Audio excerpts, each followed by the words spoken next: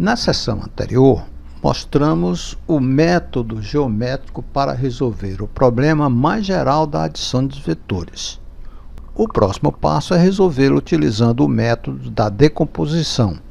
Antes de usar este método, mostraremos como efetuar a subtração de vetores. Subtração. Na seção anterior, mostramos o método geométrico para resolver o problema mais geral da adição de vetores. O próximo passo será resolvê-lo utilizando o método da decomposição. Antes de usar este método, mostraremos como efetuar a subtração de vetores.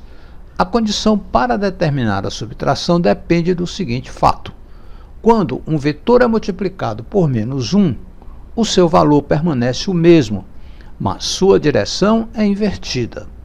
Vamos considerar a simulação para determinar R igual a A menos B.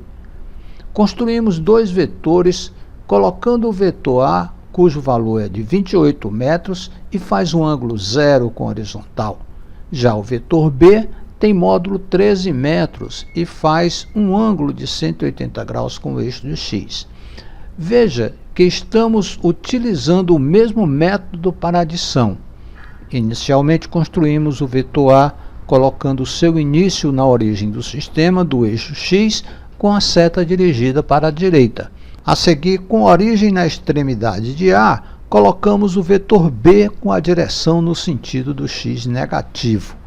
O vetor R liga o início de A à extremidade de B. Para uma melhor visualização, não colocamos os vetores B e R no eixo do x. Como podemos observar, o vetor resultante tem módulo 15 metros na direção mais x. Vamos testar o seu conhecimento sobre a adição de vetores. Posteriormente, darei a solução. O problema 1 diz o seguinte: dois vetores A e B são adicionados para dar um vetor resultante R igual a A mais B.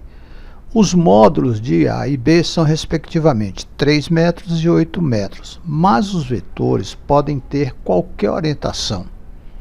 Qual é, item A, o maior valor, item B, o menor valor possível da resultante R? Problema 2. Podem dois vetores perpendiculares e diferentes de zero ser adicionados de modo que a resultante seja igual a zero? Problema 3.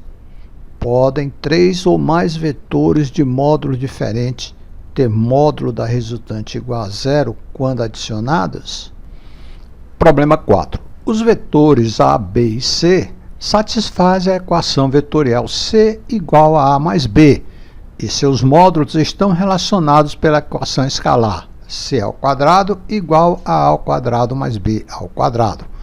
Como o vetor A está relacionado ao vetor B? Problema 5. Os vetores A, B e C satisfazem a equação vetorial C igual a A mais B, e seus módulos estão relacionados pela equação escalar C igual a A mais B. Como o vetor A está orientado em relação ao vetor B?